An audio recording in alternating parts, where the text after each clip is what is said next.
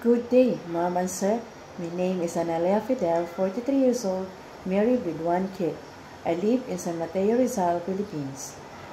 I graduated high school year 1998.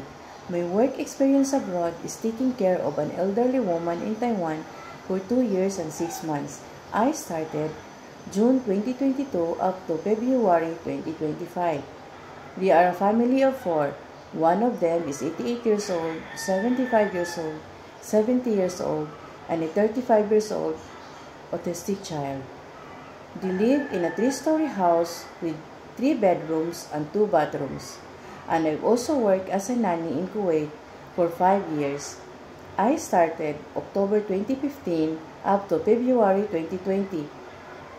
They are a family of 4. One of them is an infant and the other one is 4-year-old boy.